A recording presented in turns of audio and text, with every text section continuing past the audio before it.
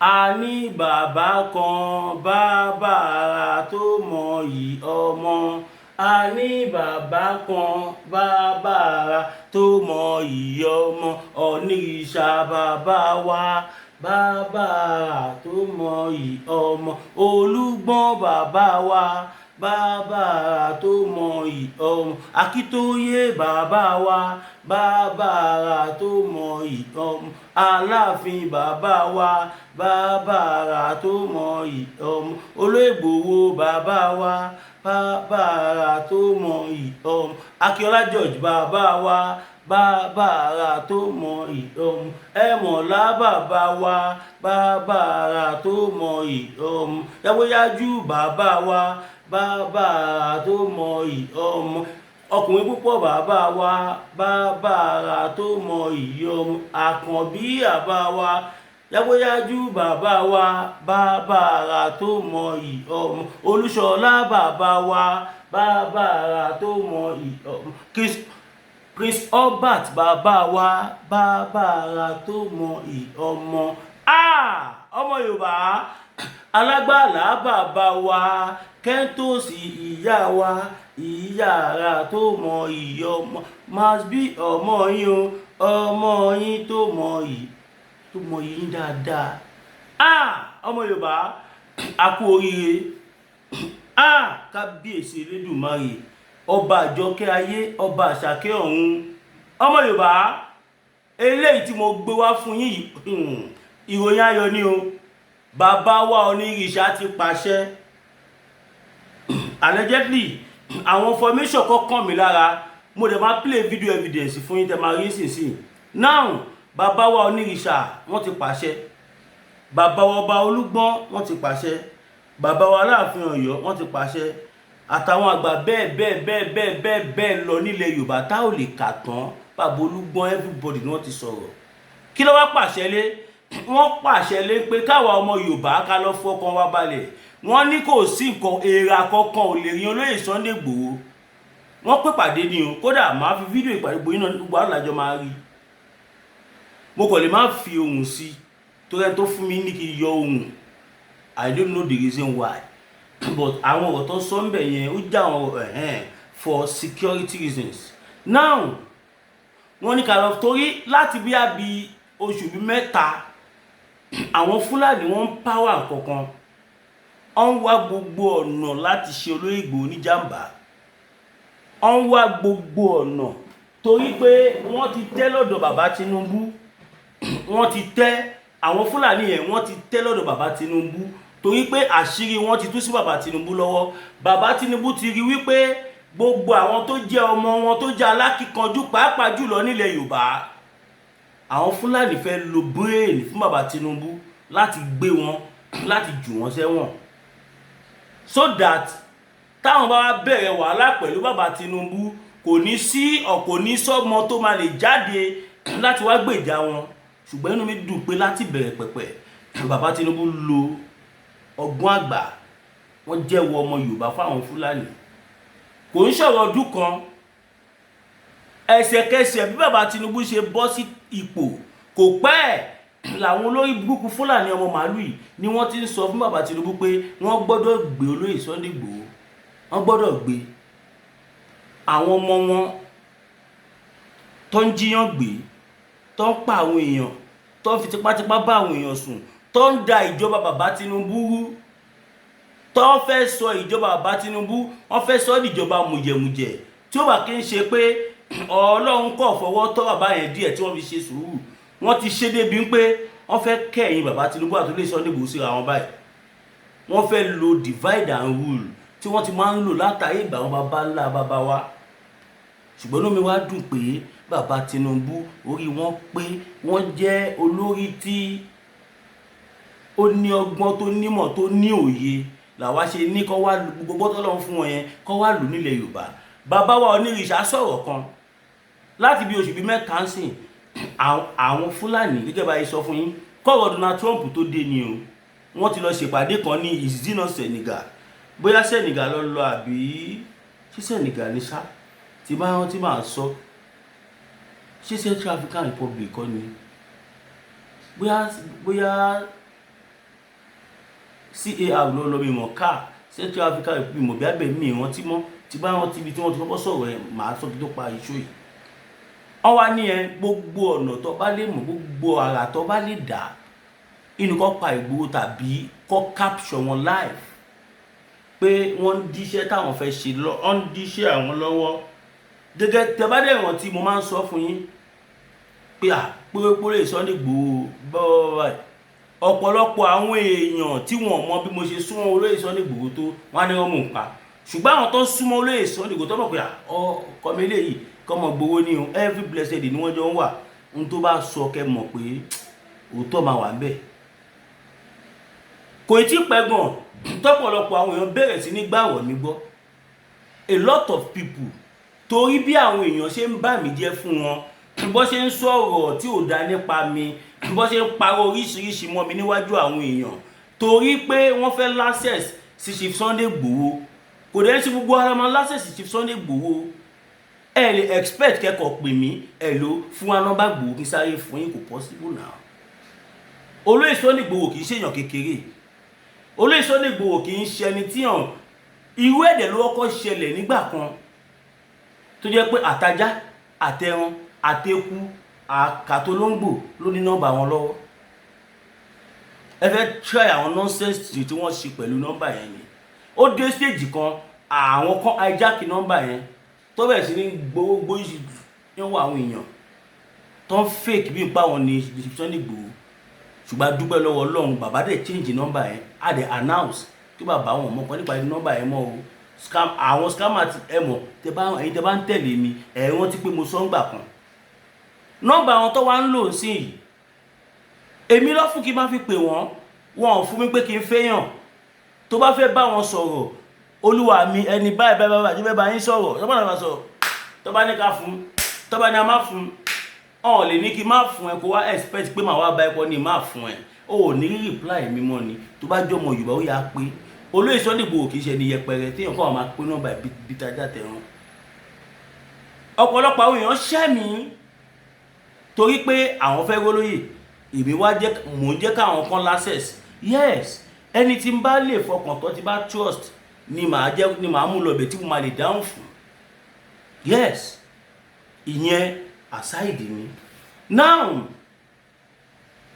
báwọn àwọn Fúlàní yẹn láti ìgbà tó Donald Trump ti ń ṣẹlẹ̀ wọ́n ti ń bú mọ́rúmọ́rù wọ́n ti ń bú mọ́ ọ́n bú ramúramù èmi dẹ̀rọ̀ torí Yorùbá kan tó ní àjẹtúnyà ni ó jẹ àjẹkúnyà ni ó jẹ ẹni tí ò lè dáni mú tó ń dènà dé ni àjẹkúnyà ni ó jẹ àjẹkúnyà ni ó jẹ àjẹkúnyà ni ó jẹ ẹni tí ò lè mú ni tó ń dènà dé ni àjẹkúnyà ni ó jẹ. àwọn bàbá wa onírìṣà ọba Olúgbọ́n ọba orílẹ̀ Kèmta ọba Wájèrò ọba Déjì of Àkúrẹ́ ọba Bàrígà ọba Ìjẹ̀ṣà Thompson kábíyèsí Thompson Aláàfin ikú bàbá Yèyé ìkejì òrìṣà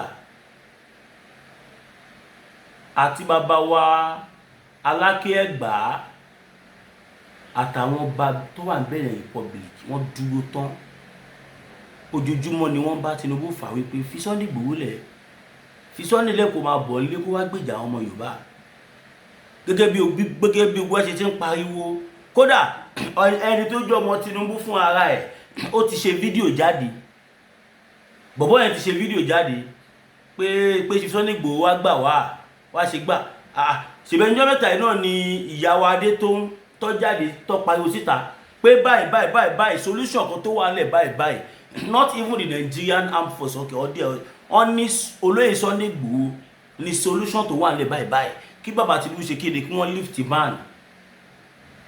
ban tí wọ́n ti wà lift because tẹ́ bá wò lọ wò bọ̀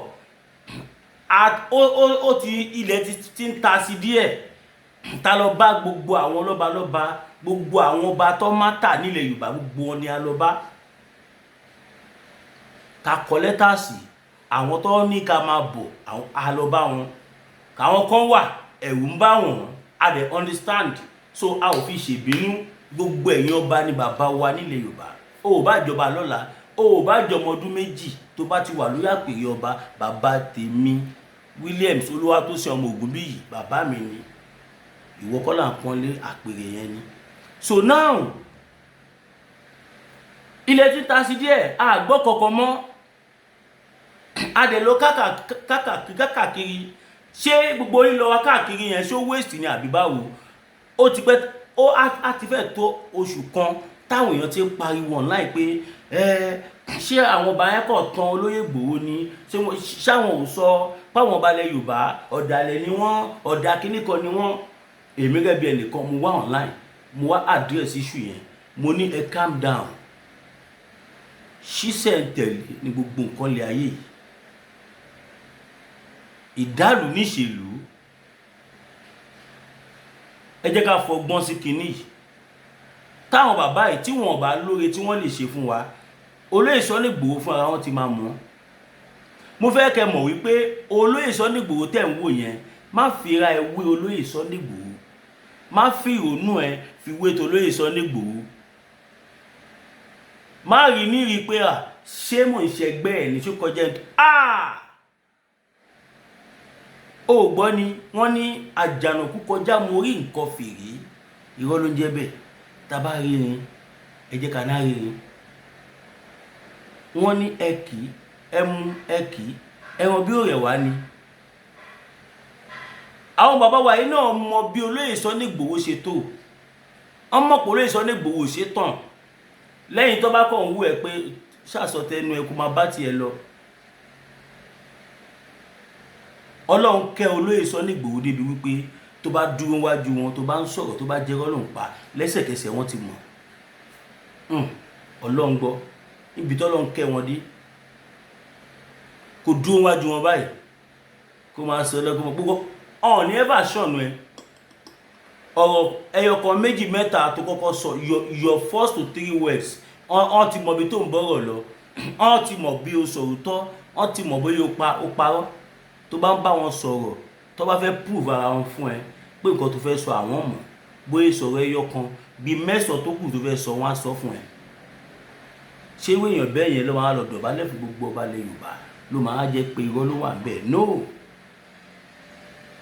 Kí bàbá wọn ní ìṣà sọ̀rọ̀ kan jọ yẹn ní palace, wọ́n ní àsán ni wọ́n náà mọ̀ pé wọ́n tẹ̀dí inú ìwé ni. Tó bá jẹ́ wọ́n tẹ̀dí ò lè wọlé, ò lè ṣe gbá, òótọ́ ló sọ, ṣùgbọ́n kò dá tó.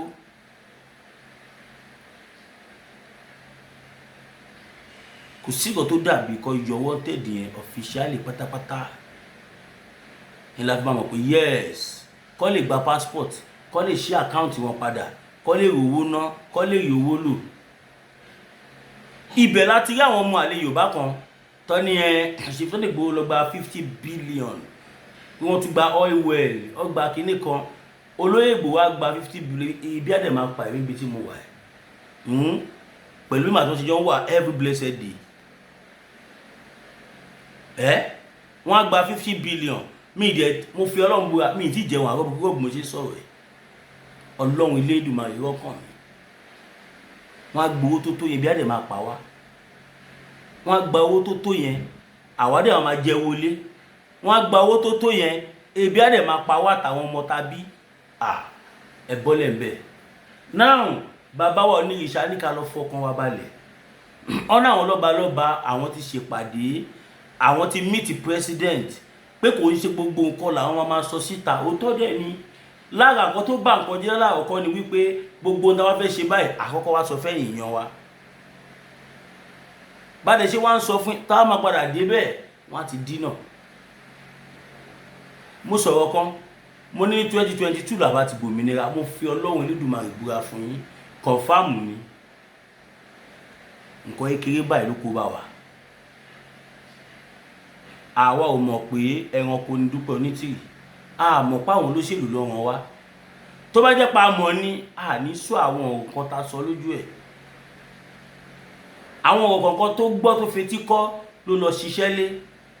A ti ní àwọn èèyàn tí wọ́n lé ní 7,000 lọ́nà bí mẹ́tẹ̀ẹ̀ta tá fẹ́ jáde fún rally.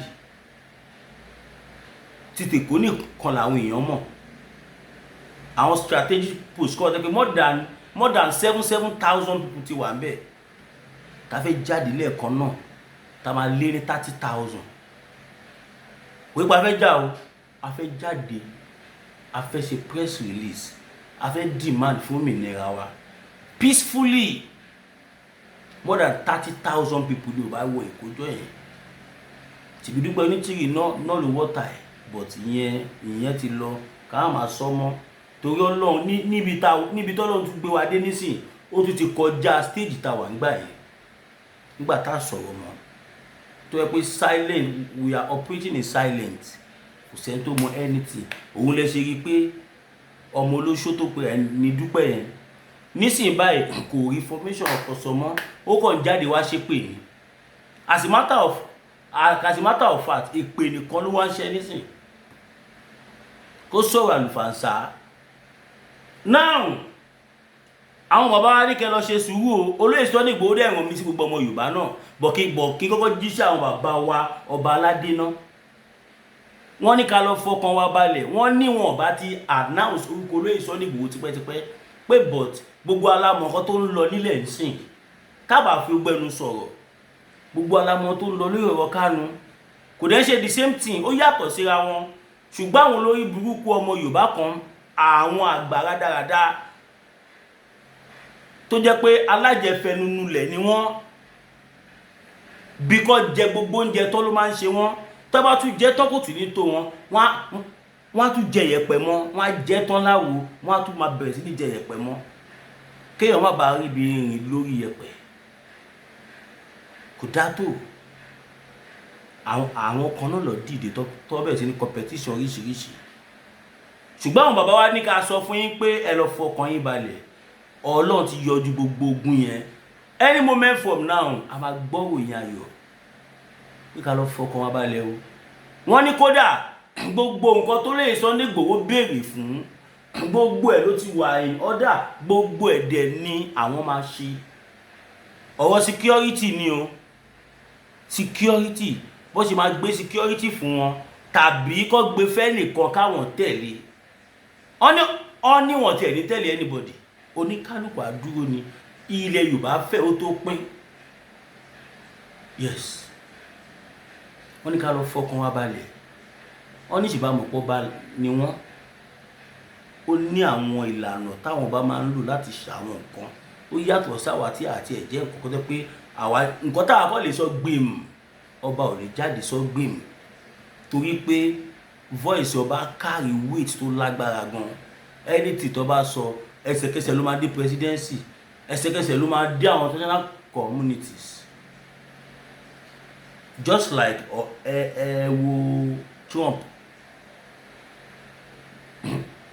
ọ̀rọ̀ tí Trump kọ́kọ́ sọ kò dúró sọ verbally now ó kọ tweet ni if Nigerian government continue to allow terrorists to ṣe kéde kọ̀kiri just tweet ni now ẹ wo nǹkan tó kọ́ sínú Nàìjíríà look how powerful it is látìgbà tí wọ́n ti kọ́ sórí X Twitter làwọn CNN Al Jazeera gbogbo wọn ni wọ́n ti ń gbé nǹkan tó ń ṣẹlẹ̀ nílẹ̀ Yorùbá ní Nàìjíríà ṣe wò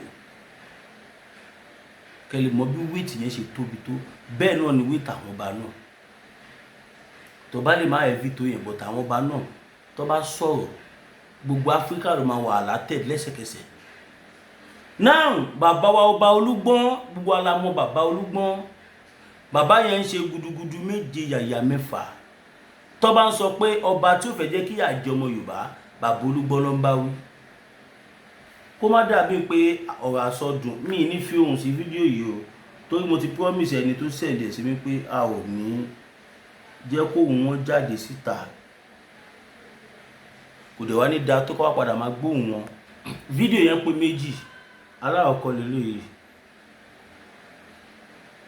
aláwọ̀kọ́ rèé o ibi ìpàdé yẹn wọ́n ní kí n má jẹ́ kí ojú àwọn kan ṣù sọ́yì mo fẹ́ jẹ́ kójú àwọn kan ṣù bẹ́ẹ̀ ṣe náà kó jẹ́ kí n tó wá fi ẹlẹ́kejì wọ̀nyí níbi ó pún wọn tiẹ̀ nìyẹn ṣe ẹ̀rí wọ́n ní ká má ṣe ojú àwọn ọ̀nà kọ̀ọ̀kan wà tó dáwọ́ tó ní ká má yẹ kó ṣe bẹ́ẹ̀ Àbújá nìyẹn aláwọ̀kọ́ Àbújá níbi tó ti máa ń jẹun, ẹlẹ́kejì ìta níbi táwọn tó bá jẹ́ royal father máa ń wà tó bá lọ kí president. Now ẹ ti rí bẹ́ẹ̀ yẹn kẹ́ lè mọ̀ pé lè òkè ṣe àhesọ ọ̀rọ̀. Ọmọ Yorùbá ẹ ká sowọ́pọ̀ o. Now so wọ́n ní kò sí nǹkan tó yẹ kó ṣe tí wọ́n everything ti wà perfect pé ká ṣe sùúrù. Gbogbo adìlá mọ ẹ̀hà àti bàbá wa Ọba Olúgbọ́n tó kọ sílẹ̀ Yorùbá, pàápàá jùlọ ọ̀rọ̀ tó bá ti jọ̀rọ̀ lórí Sunday Igboho wọn kì í fi ṣeré àtàwọn ọba kọ̀ọ̀kan tá ní dárúkọ. Ẹ gbé mo mọ̀ọ́mọ̀ mi dárúkọ ọba Rashidi Ládọjà tó jẹ́ bàbá Igboho, ó nídìí tí mi ṣe dárúkọ wọn, but àwọn náà wọ́n ṣe gudugudu méje, wọ́n ṣe yàyà mẹ́fà. Ẹ ká fọwọ́ wọ́nú, wọ́n ní kí gbogbo àwa ọmọ Yorùbá ká lọ fọwọ́ wọ́nú pé kò sí kankan. Kódà gan bàbá wa olóyè Sunday Igboho wọ́n ní wọ́n dúpẹ́ lọ́wọ́ gbogbo èèyàn wa tẹ́ ń show concern. Wọ́n ní but òótọ́ tó wà bẹ́ẹ̀ ni wípé ká jọ nítorí Ọlọ́run tó bá jẹ́ a nífẹ̀ẹ́ àwọn lóòótọ́, ẹ̀yin tẹ́ ń bú àwọn bàbá yẹn ẹ má bú wọn mọ́. Wọ́n ní ká fún wọn ní pé at least nǹkan ẹ̀ṣẹ̀ ṣẹlẹ̀ ni pé ká fún wọn time pé because tá bá ń bú wọn nísìnyí inú wọn ò ní dùn. Lóòótọ́ wọ́n lè padà ṣèkọ́ tá fẹ́ o pé ṣùgbọ́n wọn ní fi ìdùnnú ṣe pé ká jọ gbogbo bá ṣe ń sọ̀rọ̀ sáwọn lọ́balọ́ba yẹn ó ń dàbí ìpẹ́nu àwọn òká gbogbo wa ní ẹ̀dẹ̀mọ̀ ẹni tí yàn bá gbà fún èèyàn gbọ́dọ̀ gbà fún tọ́ ni 100% loyalty ló dá. Kéèyàn níbi àbí 30-40 sorry 50-70-90 loyalty kò dá tó, kò dàbí kéèyàn ní 100. Tó bá jẹ́ lóòótọ́ a nífẹ̀ẹ́ lórí Sunday Igboho, ẹ bá mi share fídíò ikú dé gbogbo tó mọ Yorùbá wà. Tó bá jẹ́ lóòótọ́ lóòótọ́ la fẹ́ kó lórí Sunday Igboho kó gbé security ilẹ̀ Yorùbá fún wọn, ẹ kẹ́ bá wa kọ sí comment section. Ẹ bá wa sọ ìdí tí wọ́n sì gbọ́dọ̀ gbé fún wọn, ìdí tí adẹ̀sí tó yẹ jáwọn la fẹ́, ẹ bá wa kọ sí comment section. Odò àgbò àkó ní gbé ọ̀dà rẹ̀ kó tó di pé a lọ ẹja sáré dé òkè ọ̀run. Káwọn bá yẹn sọ ọ̀nà ọmọ àwọn nìgboro wọ́n ní láìpẹ́ yìí a máa kí wọn congratulation. Wọ́n ní ká lọ fọkàn wọn balẹ̀. Wọ́n ní kódà àwọn ti ní ìdí olóyè Sunday Igboho ju àwa tá à ń ṣe Yorùbá nation gan lọ. Wọ́n ní àwọn táwọn jẹ́ lọ́balọ́ba nílẹ̀ Yorùbá, àwọn ti gbogbo àná la mọ báwọn olórí burúkú Fúlàní ṣe ń pàwọn èèyàn káàkiri. Wọ́n ní àwọn ti ní ìdí wọn ju àwa lọ. Nísìnyí gan abẹ àwọn nídìí olóyè Sunday Igboho kọ́ wá ẹ̀pà wọn. Wọ́n ní tí wọ́n bá dẹ̀ yọ wọ́n tẹ̀dí orí wọn ó jẹ́ ṣe kó lóyè Sunday Igboho kó má fẹ́ finú fẹ́ dọ̀ fún wa pé kó má lọ sí pé bó tiẹ̀ jẹ́ pé kò sí anybody tó ń wá wọn, ṣùgbọ́n ilé ayé yìí ó dáa tí ọba ń plan A kó máa plan B náà mọ́. Torí àwọn Fúlàní lórí burúkú tí à ń sọ yìí wọ́n lè máa lọ́njọ́ kan kọ́ lóyè Sunday Igboho kó sáré lọ mobilize wa kò sára tí wọ́n lè dá bó tiẹ̀ jẹ́ pé wọ́n mọ̀ pé àwọn ò lè mú wọn, ṣùgbọ́n wọ́n á fi dá chaos. Tẹ́ bá dẹ̀ wò dáadáa yàtọ̀ sáwọn àgbà Yorùbá kan, àwọn olórí burúkú àwọn ọmọ Ìgbò kan everyday long competition pé ẹ̀kẹ́rẹ́ Tinubu ṣe fi Ìgbòho lẹ̀ tó múná bí Kánú. Ó yá àti sọ several times kò tiẹ̀ kò fíbi kọ́kọ́ jọra wọn. Olóyè Sunday Igboho ọ̀dà kan lọ pààyàn.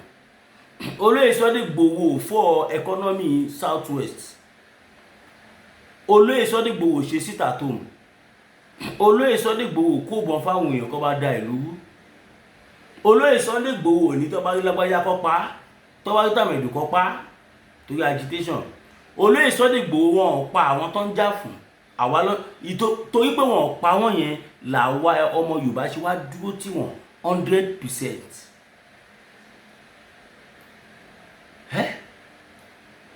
Olóyè Sunday Igboho sọ pé kéèyàn máa rìn ilẹ̀ Yorùbá. Kódà àwọn tó jẹ́ olóṣèlú tí wọ́n sì ń ṣe òṣèlú, Olóyè Sunday Igboho ní kó má ṣèpàdé wọn torí pé ó yé wọn pérépéré. Wọ́n mọ̀ pé self determination is a process. Wọ́n mọ̀. Wọ́n dẹ̀ mọ̀ pé everybody is entitled to his or everybody is entitled to his or her decision. And they are entitled to their opinion. Yes, we have right for religion, right to association, right to be alive, life to be recognized, and we have right to life, to live on, to be alive. A ní ẹ̀tọ́ tó pọ̀. Ẹ dẹ̀ mọ̀, olóyè Sunday Igboho wọ́n gbọ́n ju professor mi lọ. Mo fẹ́ lè sọ pé ní gbogbo Nàìjíríà tá wà tó bá kó professor márùn-ún sílẹ̀, tipátipá lè fi máa rẹ́ ọ̀kan àbí méjì tó máa beat olóyè Sunday Igboho nígbà tó bá da ọ̀rọ̀ lẹ̀. Èèyàn sóyìnbó kan ló ń pè ní pé èèyàn kàwé. Èèyàn mọ mathematics, ó mọ English, ó mọ government, ó mọ literature, ó mọ kìíní kan, òun kan ló ń pè ní pé èèyàn ń pè èèyàn wà educated. You can even be educated without going to school. Yes. Just like illiterate and illiterate. Illiterate ni ẹni tí ó mọ̀ nǹkan. Literate ni ẹni tó mọ̀ nǹkan. Ṣe pé pronunciation fẹ́ rí bákọ̀bákọ̀.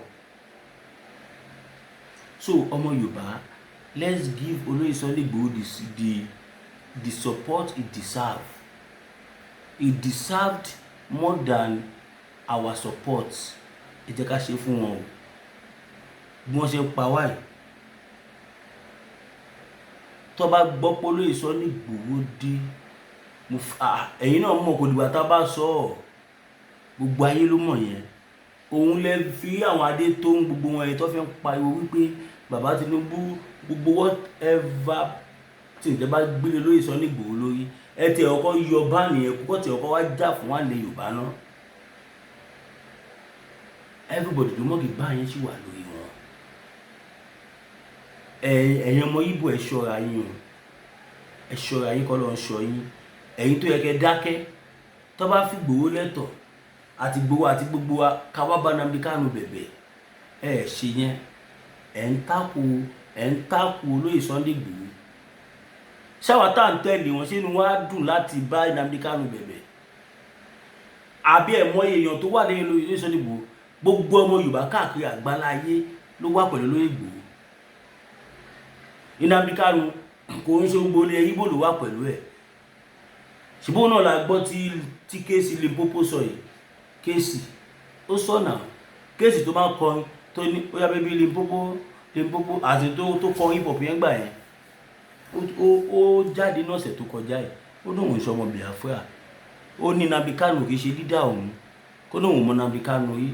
Ó tún sọ débi ń pé ó ní adàlúrú àti jàǹdùkú Nnamdi. Ó sọ̀rọ̀ tó pọ̀. Ó blast Nnamdi Kanu. Ọ̀tọ̀ọ̀tọ̀ lọ́rọ̀ o.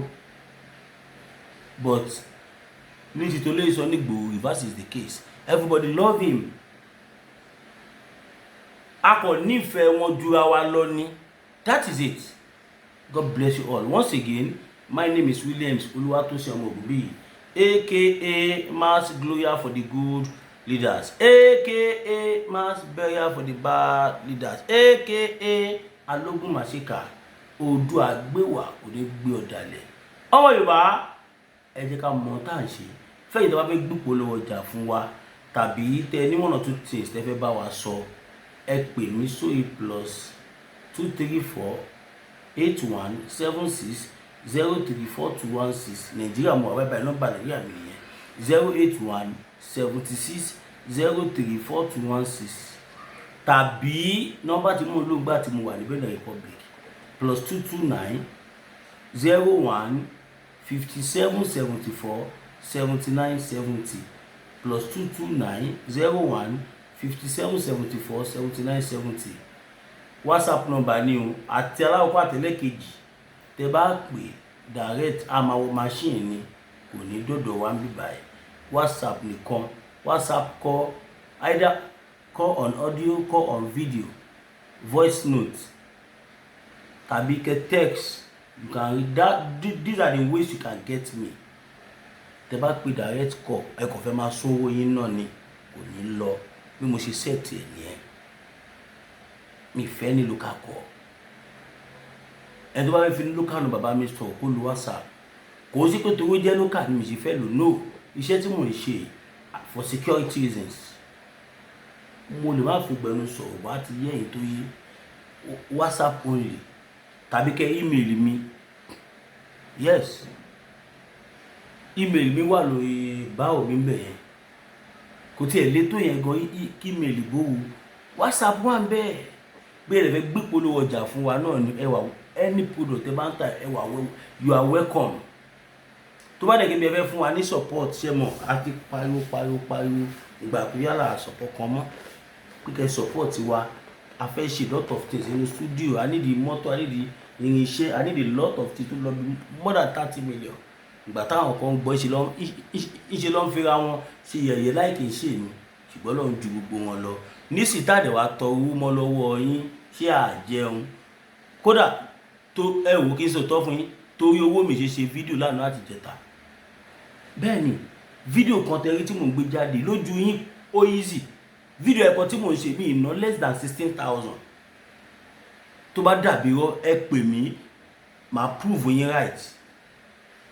more than 16,000 naira tí bá convert ẹ̀ sí naira máa fi cloud fi record máa download ẹ̀ ń bẹ̀ máa compress ẹ̀ níbẹ̀ máa lo editing application tó yẹ bá ń subscribe lé tó dẹ̀ níye tí wọ́n ń yọ per video àtúntò compress ká tó wá ẹ̀ṣẹ̀ edit ẹ̀ ká tó wá gbé sórí ibi tẹ́yìn tí máa rí wò yìí more than 16,000 naira. yá confam sọ fún yín ìlú tí mo ti operate data lè lo data 10,000 èdè tó bẹ́ẹ̀ fún iṣẹ́ tí mo ń ṣe ìlú tí mo base lè tí bá fẹ́ ra data mo máa ń ṣe data lẹ́ẹ̀mẹ́ta ìgbà mí ẹ̀mẹ́rin lóṣù. ẹyọkan tí bá dẹ̀ ọkọ̀ ṣe tí bá ṣẹ́ currency bí yẹn sí náírà is about 120,000 mẹ́rin. That's how much? About 400,000 naira. táwọn kan bá gbọ́ máa ní rọ́mù pa gbogbo tó bá fẹ́ sọ pé rọ́mù pa pè mí kí n ṣàlàyé fún ẹ wàá rí i pé wàá tún káàánú mi ni. so nísìnyí báyìí báyìí ní information 1 million lọ tí o bá ti sí resources financial support afẹ́ fi ṣe àmà wò ni fẹ́yìn tó lọ bá dẹ̀ bùkú fún 02141687040 02141687040 GT Bank Williams olúwa tó sì ń wà lóye odò àgbọ̀ àkọlẹ̀ gbé ọ̀dàlẹ̀.